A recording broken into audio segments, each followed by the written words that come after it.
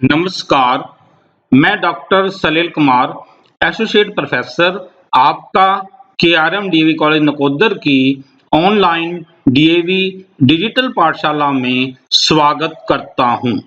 हम इस वीडियो में नीति शतकम से संबंधित प्रश्न मुक्तक काव्य के लेखकों में महाकवि भर्तृहरि का स्थान पर प्रकाश डालने जा रहे हैं।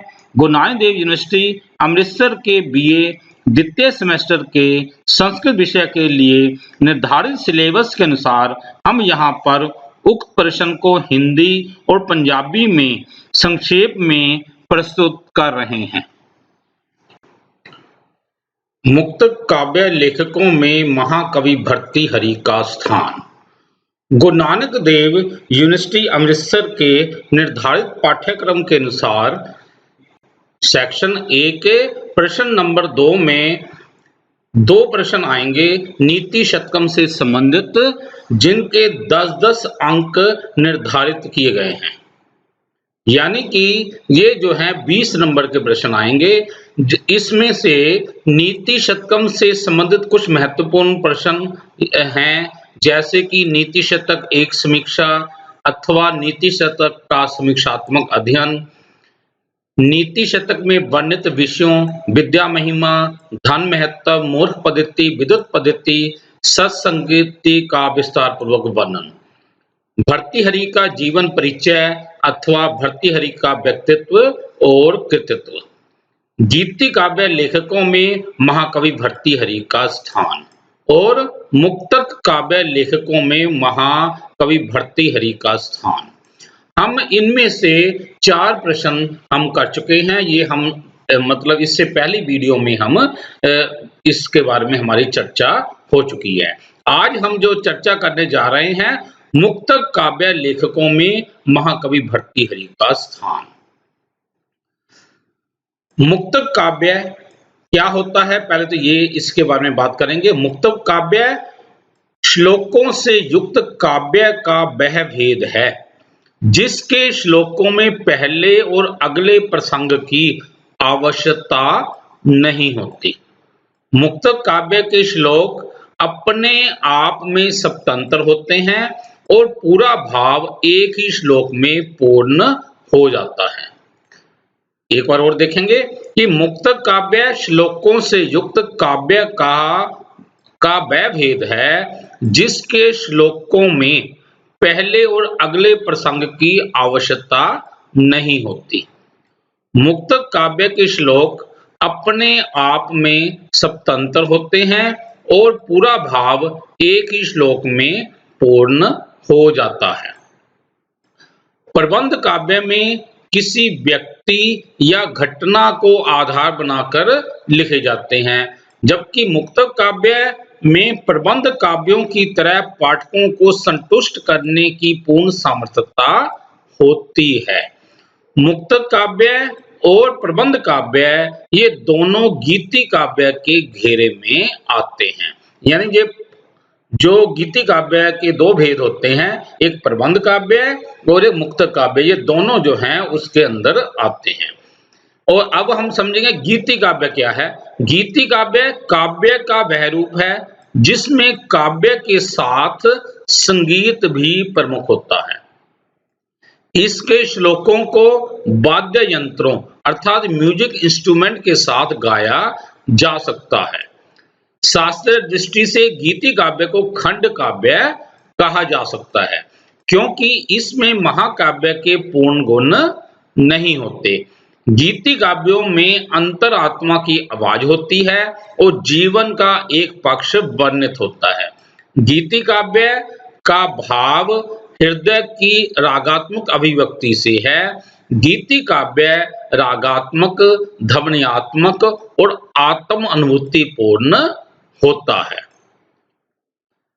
गीति काव्य के अंतर्गत श्रृंगारिक, धार्मिक और नैतिक विषयों पर रचनाएं मिलती हैं, परंतु प्रत्येक गीति काव्य मुक्तक काव्य नहीं होता। प्रत्येक गीति काव्य जो है वो मुक्तक काव्य नहीं होता। यथा महाकवि कालिदास का मेघदूत और जयदेव का गीत गोविंद, ये दोनों प्रबंध गीति काव्य के अंतर्गत आते हैं। और भर्तृहरि के तीनों शतक, नीति शतक, श्रृंगार शतक और वैराग्य शतक, ये जो है मुक्तक गीति काव्य के अंतर्गत आते हैं। यानी मुक्तक गीति काव्य से अभिप्राय एक बार और हम स्पष्ट करेंगे, जो पहले पैरे में हमने जो पढ़ा था वही है कि मुक्तक काव्य श्लोकों से युक्त काव्य का वह भेद है जिसके श्लोकों में पहले और अगले प्रसंग की आवश्यकता नहीं होती। मुक्तक काव्य के श्लोक अपने आप में स्वतंत्र होते हैं और पूरा भाव एक ही श्लोक में पूर्ण हो जाता है। अब हम आगे चलेंगे। हमने समझ लिया है कि मुक्तक काव्य क्या होता है। अब मुक्तक काव्य का मूल स्रोत क्या है? वो सबसे पहले मुक्तक काव्य का मूल स्रोत ये ऋग्वेद है। ऋग्वेद के मंत्र प्राय भिन्न भिन्न तरह के भावों पर आधारित मुक्तकों का संग्रह है। वाल्मीकि रामायण और महाभारत में भी अनेक स्थानों पर इस तरह के अनेक श्लोक हैं जिन्हें अलग से पढ़ने पर पहले और अगले प्रसंग आवश्यक नहीं दिखाई देते। इन श्लोकों को ही संस्कृत मुक्तक काव्य का बीज कहा जा सकता है। एक बार और ये पढ़ेंगे कि मुक्तक काव्य का मूल स्रोत ऋग्वेद है। ऋग्वेद के मंत्र प्राय भिन्न भिन्न तरह के भावों पर आधारित मुक्तकों का संग्रह है। वाल्मीकि रामायण और महाभारत में भी अनेक स्थानों पर इस तरह के अनेक श्लोक हैं जिन्हें अलग से पढ़ने पर पहले और अगले प्रसंग की आवश्यकता नहीं दिखाई पड़ती। इन श्लोकों को ही संस्कृत मुक्तक काव्य का बीज कहा जा सकता है। पुराण ग्रंथों में भी इस तरह के अनेक मुक्तक श्लोक बहुमात्रा में पाए जाते हैं। लौकिक साहित्य में महाकवि कालिदास से मुक्तक काव्य का प्रारंभ होता है। संस्कृत मुक्तक काव्यों की सबसे प्राचीन उपलब्ध रचना ऋतुसंहार महाकवि कालिदास की ही है। ऋतुसंहार में 6 सर्ग और 144 श्लोक हैं। इसमें ग्रीष्म, वर्षा, शरद, हेमंत, शिशिर और बसंत, इन 6 ऋतुओं का क्रमशः वर्णन है। श्रृंगार तिलक नामक एक 23 श्लोकों का लघु गीति काव्य कालिदास के नाम से ही प्रसिद्ध है। इसमें प्रसादमयी भाषा और सरस शैली में श्रृंगार रस का सुंदर चित्रण हुआ है। घटकर्पर कालिदास के समकालीन माने जाते हैं। इनके मुक्तक काव्य का नाम भी घटकर्पर ही है। इस लघु काव्य में 22 श्लोक हैं। हाल के गाथा सप्तशती मुक्त काव्य में 700 गाथाओं अर्थात श्लोकों का संग्रह है। इन श्लोकों में कुछ हाल के द्वारा रचित है और कुछ अन्य कवियों के द्वारा रचित है। इसमें श्रृंगार रस का प्रयोग किया गया है और प्रत्येक श्लोक अपने आप में संपूर्ण है। भर्तृहरि ने नीति शतक, श्रृंगार शतक और वैराग्य शतक की रचना द्वारा मुक्तक काव्य को जन जन की वाणी पर अधिष्ठित किया है। नीति शतक में मनुस्मृति और महाभारत की गंभीर नैतिकता और महाकवि कालिदास जैसी प्रतिभा ही दिखाई देती है। यानी नीति शतक में मनुस्मृति और महाभारत की गंभीर नैतिकता और महाकवि कालिदास जैसी प्रतिभा ही दिखाई देती है। श्रृंगार शतक में कवि ने ललित मधुर शैली में दिखाया है कि स्त्रियां अपने आकर्षण द्वारा पुरुषों पर आकर्षण का कैसा जादू कर देती हैं। वैराग्य शतक में कवि ने करुणा और आसक्ति रही संसार की सारहीनता और वैराग्य की आवश्यकता समझाई है। कवि अमरूक ने अमरूक शतक नामक मुक्तक काव्य की रचना की थी। इसमें प्रेम और श्रृंगार की ललित और मनोरम चेष्टाओं के उत्तम चित्र पाए जाते हैं। अमरूद शतक के बारे में पुरातन लोगों का कथन है कि मंडन मिश्र की पत्नी शारदा द्वारा किए गए काम शास्त्र से संबंधित प्रश्नों का उत्तर देने के लिए स्वयं शंकराचार्य ने अमरूक नामक राजा के मृत शरीर में प्रवेश करके इस मुक्त काव्य की रचना की थी। अमरूक शतक में जिस श्रृंगार रस का चित्रण किया गया है, चाहे वह उद्दाम है, फिर भी उसमें भावों की कोमलता और विचारों की श्रेष्ठता दिखाई देती है। कवि भल्लट द्वारा लिखित मुक्तक श्लोकों का एक भल्लट शतक प्राप्त होता है। इस शतक में श्रृंगार और नीतिमयी श्लोक है। इसमें कवि ने नीति की सुंदर शिक्षा दी है। माधुर्य और प्रसाद गुण इसके प्रत्येक श्लोक की विशेषता है। आचार्य आनंदवर्धन, अभिनवगुप्त, मम्मट आदि ने अपने अपने ग्रंथों में भल्लट शतक के श्लोकों के संदर्भ दिए हैं। पंडित राज जगन्नाथ का नाम मुक्तक साहित्य में बड़े आदर से लिया जाता है। उनके द्वारा लिखे गए रस गंगाधर में उनके द्वारा रचे गए अनेक मुक्तक श्लोक पाए जाते हैं।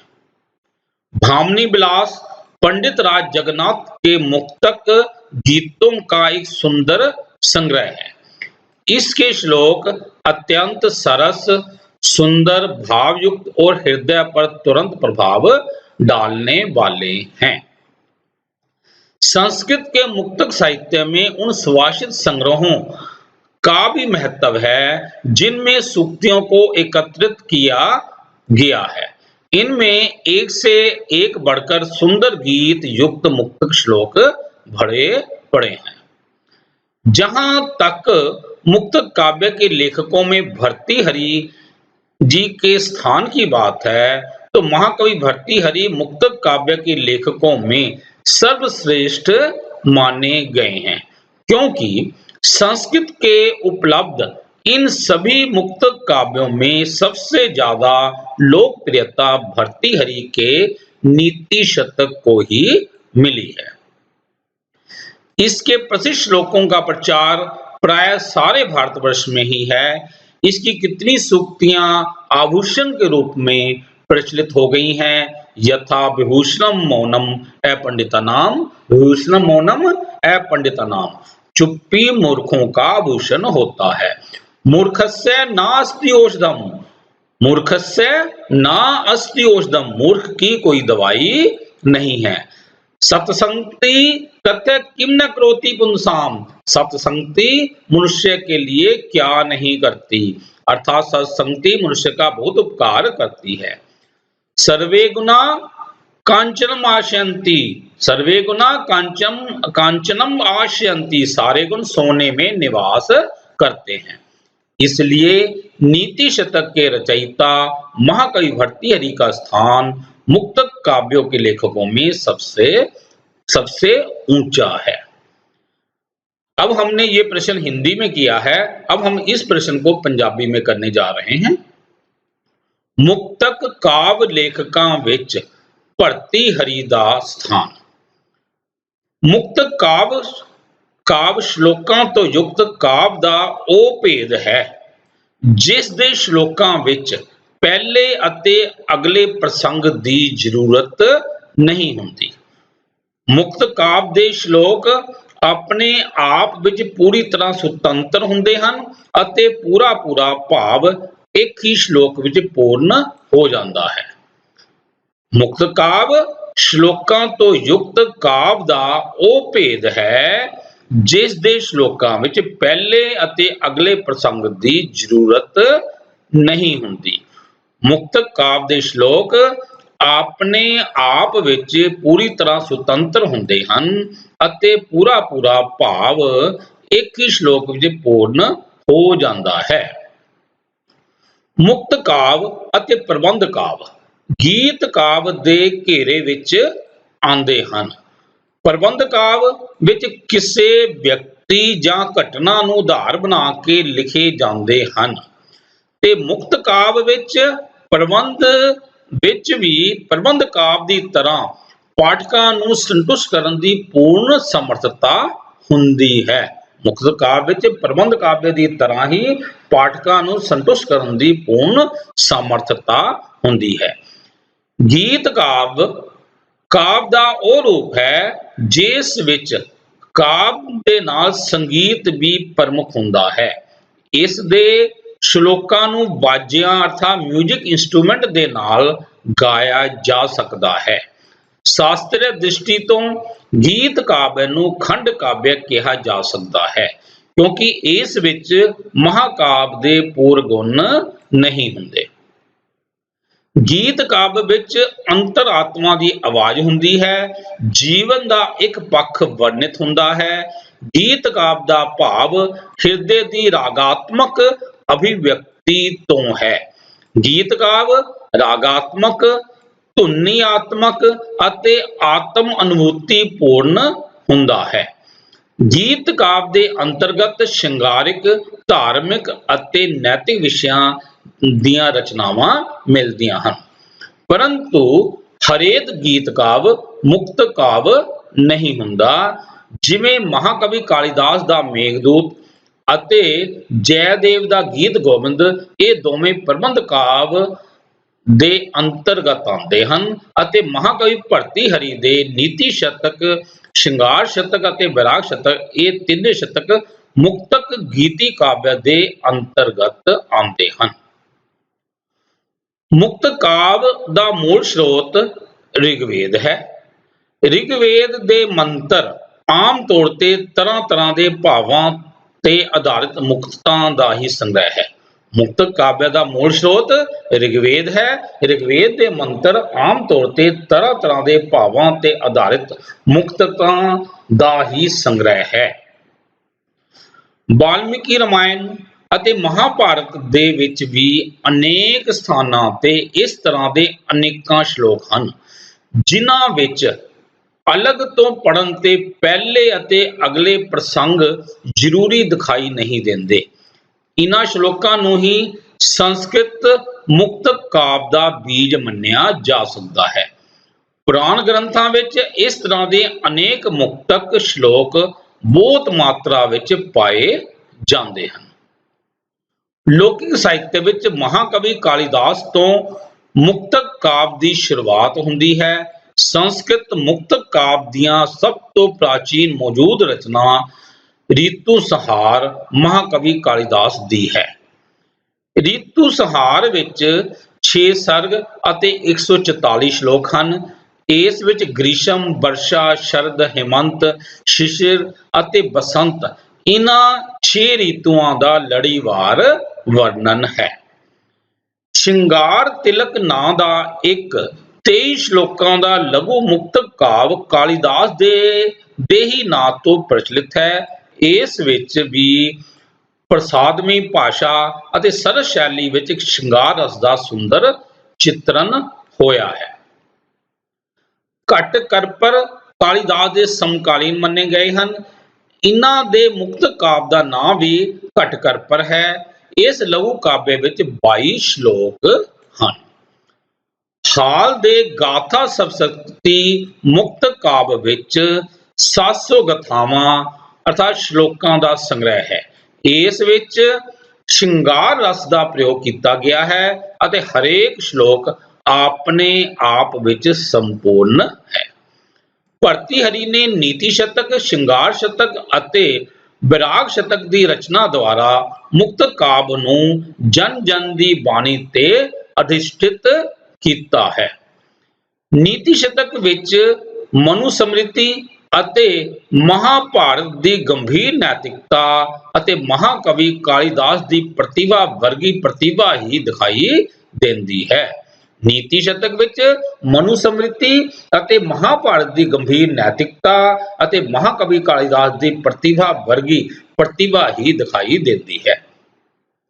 ਸ਼ਿੰਗਾਰ ਸ਼ਤਕ ਵਿੱਚ ਕਵੀ ਨੇ ਲਲਿਤ ਮਧੁਰ ਸ਼ੈਲੀ ਵਿੱਚ ਦਿਖਾਇਆ ਹੈ ਕਿ ਇਸਤਰੀਆਂ ਆਪਣੇ ਆਕਰਸ਼ਣ ਦੁਆਰਾ ਪੁਰਸ਼ਾਂ ਤੇ ਆਕਰਸ਼ਣ ਦਾ ਕਿਹੋ ਜਿਹਾ ਜਾਦੂ ਕਰ ਦਿੰਦੀਆਂ ਹਨ। ਵਿਰਾਗ ਸ਼ਤਕ ਵਿੱਚ ਕਵੀ ਨੇ ਕਰੁਣਾ ਅਤੇ ਆਸਕਤੀ ਰਹਿਤ ਸੰਸਾਰ ਦੀ ਸਾਰਹੀਨਤਾ ਅਤੇ ਵਿਰਾਗ ਦੀ ਜ਼ਰੂਰਤ ਸਮਝਾਈ ਹੈ। ਕਵੀ ਅਮਰੂਕ ਨੇ ਅਮਰੂਕ ਸ਼ਤਕ ਨਾਮਕ ਗੀਤ ਕਾਵਿ ਦੀ ਰਚਨਾ ਕੀਤੀ ਹੈ। ਇਸ ਵਿੱਚ ਪ੍ਰੇਮ ਅਤੇ ਸ਼ਿੰਗਾਰ ਦੀਆਂ ਲਲਿਤ ਅਤੇ ਮਨੋਰਮ ਚੇਸ਼ਟਾਵਾਂ ਦੇ ਉੱਤਮ ਚਿੱਤਰ ਪਾਏ ਜਾਂਦੇ ਹਨ। ਅਮਰੂਕ ਸ਼ਤਕ ਦੇ ਬਾਰੇ ਪੁਰਾਣੇ ਲੋਕਾਂ ਦਾ ਕਥਨ ਹੈ ਕਿ ਮੰਡਨ ਮਿਸ਼ਰ ਦੀ ਪਤਨੀ ਸ਼ਾਰਦਾ ਦੁਆਰਾ ਕੀਤੇ ਗਏ ਕਾਮ ਸ਼ਾਸਤਰ ਦੇ ਸੰਬੰਧਿਤ ਪ੍ਰਸ਼ਨਾਂ ਦਾ ਉੱਤਰ ਦੇਣ ਲਈ ਖੁਦ ਸ਼ੰਕਰਾਚਾਰਿਆ ਨੇ ਅਮਰੂਕ ਨਾਮਕ ਰਾਜਾ ਦੇ ਮ੍ਰਿਤ ਸਰੀਰ ਵਿੱਚ ਪ੍ਰਵੇਸ਼ ਕਰਕੇ ਇਸ ਗੀਤ ਕਾਵਿ ਦੀ ਰਚਨਾ ਕੀਤੀ ਸੀ। ਅਮਰੂਕ ਸ਼ਤਕ ਵਿੱਚ ਜੇ ਸ਼ਿੰਗਾਰ ਦਾ ਚਿਤਰਨ ਕੀਤਾ ਗਿਆ ਹੈ, ਭਾਵੇਂ ਉਹ ਉਦਾਮ ਹੈ, ਫਿਰ ਵੀ ਉਸ ਵਿੱਚ ਭਾਵਾਂ ਦੀ ਕੋਮਲਤਾ ਅਤੇ ਵਿਚਾਰਾਂ ਦੀ ਸ਼ਿਸ਼ਟਤਾ ਦਿਖਾਈ ਦਿੰਦੀ ਹੈ, ਅਰਥਾਤ ਪਵਿੱਤਰਤਾ ਦਿਖਾਈ ਦਿੰਦੀ ਹੈ। ਕਵੀ ਭੱਲਟ ਦੁਆਰਾ ਲਿਖਿਤ ਮੁਕਤਕ ਸ਼ਲੋਕਾਂ ਦਾ ਇੱਕ ਭੱਲਟ ਸ਼ਤਕ ਪ੍ਰਾਪਤ ਹੁੰਦਾ ਹੈ। ਇਸ ਸ਼ਤਕ ਵਿੱਚ ਸ਼ਿੰਗਾਰ ਅਤੇ ਨੀਤੀਮਈ ਸ਼ਲੋਕ ਹਨ। ਇਸ ਵਿੱਚ ਕਵੀ ਨੇ ਨੀਤੀ ਦੀ ਸੁੰਦਰ ਸਿੱਖਿਆ ਦਿੱਤੀ ਹੈ। ਮਾਧੁਰਿਆ ਅਤੇ ਪ੍ਰਸਾਦ ਗੁਣ ਇਸ ਦੇ ਹਰੇਕ ਸ਼ਲੋਕ ਦੀ ਵਿਸ਼ੇਸ਼ਤਾ ਹੈ। ਆਚਾਰੀਆ ਆਨੰਦਵਰਧਨ, ਅਭਿਨਵ ਗੁਪਤ, ਮੰਮਟ ਆਦਿ ਨੇ ਆਪਣੇ ਗ੍ਰੰਥਾਂ ਵਿੱਚ ਭੱਲਟ ਸ਼ਤਕ ਦੇ ਸ਼ਲੋਕਾਂ ਦੇ ਸੰਦਰਭ ਦਿੱਤੇ ਹਨ। ਪੰਡਿਤ ਰਾਜ ਜਗਨਨਾਥ ਦਾ ਨਾਂ ਮੁਕਤਕ ਸਾਹਿਤ ਵਿੱਚ ਬਹੁਤ ਆਦਰ ਦੇ ਨਾਲ ਲਿਆ ਜਾਂਦਾ ਹੈ। ਉਹਨਾਂ ਦੇ ਦੁਆਰਾ ਲਿਖੇ ਗਏ ਰਸ ਗੰਗਾਧਰ ਵਿੱਚ ਉਹਨਾਂ ਦੁਆਰਾ ਰਚੇ ਗਏ ਅਨੇਕ ਮੁਕਤਕ ਸ਼ਲੋਕ ਪਾਏ ਜਾਂਦੇ ਹਨ। ਭਾਮਨੀ ਵਿਲਾਸ ਪੰਡਿਤ ਜਗਨਨਾਥ ਦੇ ਮੁਕਤਕ ਗੀਤਾਂ ਤੋਂ ਯੁਕਤ ਸ਼ਲੋਕਾਂ ਦਾ ਇੱਕ ਸੁੰਦਰ ਸੰਗ੍ਰਹਿ ਹੈ। ਇਸ ਦੇ ਸ਼ਲੋਕ ਅਤਿਅੰਤ ਸਰਸ, ਸੁੰਦਰ, ਭਾਵਯੁਕਤ ਅਤੇ ਹਿਰਦੇ ਤੇ ਤੁਰੰਤ ਪ੍ਰਭਾਵ ਪਾ ਦੇਣ ਵਾਲੇ ਹਨ। ਸੰਸਕ੍ਰਿਤ ਦੇ ਮੁਕਤਕ ਸਾਹਿਤ ਵਿੱਚ ਉਹਨਾਂ ਸੁਭਾਸ਼ਿਤ ਸੰਗ੍ਰਹਿਆਂ ਦਾ ਵੀ ਮਹੱਤਵ ਹੈ, ਜਿਨ੍ਹਾਂ ਵਿੱਚ ਸੂਕਤੀਆਂ ਦਾ ਇਕੱਠ ਕੀਤਾ ਗਿਆ ਹੈ। ਇਹਨਾਂ ਵਿੱਚ ਇੱਕ ਤੋਂ ਇੱਕ ਸੁੰਦਰ ਗੀਤ ਯੁਕਤ ਮੁਕਤਕ ਸ਼ਲੋਕ ਭਰੇ ਪਏ ਹਨ। ਜਿੱਥੇ ਤੱਕ ਮੁਕਤਕ ਕਾਵਿ ਲੇਖਕਾਂ ਵਿੱਚ ਮਹਾਕਵੀ ਭਰਤੀਹਰੀ ਦੇ ਸਥਾਨ ਦੀ ਗੱਲ ਹੈ, ਭਰਤੀਹਰੀ ਮੁਕਤਕ ਕਾਵਿ ਦੇ ਲੇਖਕਾਂ ਵਿੱਚ ਸਭ ਤੋਂ ਸ੍ਰੇਸ਼ਟ ਮੰਨੇ ਗਏ ਹਨ, ਕਿਉਂਕਿ ਸੰਸਕ੍ਰਿਤ ਦੇ ਮੌਜੂਦ ਇਹਨਾਂ ਸਾਰੇ ਮੁਕਤਕ ਕਾਵਿਆਂ ਵਿੱਚੋਂ ਸਭ ਤੋਂ ਜ਼ਿਆਦਾ ਲੋਕਪ੍ਰਿਯਤਾ ਨੀਤੀ ਸ਼ਤਕ ਨੂੰ ਪ੍ਰਾਪਤ ਹੋਈ ਹੈ। ਨੀਤੀ ਸ਼ਤਕ ਦੇ ਪ੍ਰਸਿੱਧ ਸ਼ਲੋਕਾਂ ਦਾ ਪ੍ਰਚਾਰ ਆਮ ਤੌਰ ਤੇ ਸਾਰੇ ਭਾਰਤ ਵਿੱਚ ਹੈ। ਇਸ ਦੀਆਂ ਕਿੰਨੀਆਂ ਹੀ ਸੂਕਤੀਆਂ ਆਭੂਸ਼ਣ ਦੇ ਰੂਪ ਵਿੱਚ ਪ੍ਰਚਲਿਤ ਹੋ ਗਈਆਂ ਹਨ, ਜਿਵੇਂ ਵਿਭੂਸ਼ਣ ਮੌਨਮ ਐ ਪੰਡਿਤਾ ਨਾਮ, ਵਿਭੂਸ਼ਣਮ ਮੌਨਮ ਐ ਪੰਡਿਤਾ ਨਾਮ, ਚੁੱਪੀ ਮੂਰਖਾਂ ਦਾ ਆਭੂਸ਼ਣ ਅਰਥਾਤ ਗਹਿਣਾ ਹੁੰਦਾ ਹੈ। ਮੂਰਖਸਯ ਨਾਸਤੀ ਔਸ਼ਧਮ, ਮੂਰਖਸਯ ਨਾਸਤੀ ਔਸ਼ਧਮ, ਮੂਰਖ ਦੀ ਕੋਈ ਦਵਾਈ ਨਹੀਂ ਹੈ। ਸਤਸੰਗਤੀ ਕਥਯ ਕਿਮ ਨ ਕਰੋਤੀ ਲੋਕੇ, ਸਤਸੰਗਤੀ ਕਥਯ ਕਿਮ ਨ ਕਰੋਤੀ ਲੋਕੇ, ਚੰਗੀ ਸੰਗਤ ਮਨੁੱਖ ਦੇ ਲਈ ਕੀ ਨਹੀਂ ਕਰਦੀ, ਅਰਥਾਤ ਚੰਗੀ ਸੰਗਤ ਮਨੁੱਖ ਦਾ ਬਹੁਤ ਉਪਕਾਰ ਕਰਦੀ ਹੈ। ਸਰਵੇ ਗੁਣਾ ਕਾਂਚਨਮ ਆਸ਼ੰਤੀ, ਸਰਵੇ ਗੁਣਾ ਕਾਂਚਨਮ ਆਸ਼ੰਤੀ, ਸਾਰੇ ਗੁਣ ਸੋਨੇ ਅਰਥਾਤ ਧਨ ਵਿੱਚ ਨਿਵਾਸ ਕਰਦੇ ਹਨ। ਇਸ ਲਈ ਨੀਤੀ ਸ਼ਤਕ ਦੇ ਰਚਇਤਾ ਮਹਾਕਵੀ ਭਰਤੀਹਰੀ ਦਾ ਸਥਾਨ ਮੁਕਤਕ ਕਾਵਿ ਲੇਖਕਾਂ ਵਿੱਚ ਸਭ ਤੋਂ ਉੱਚਾ ਹੈ। ਇਤੀ ਸ਼ੁਭਮ।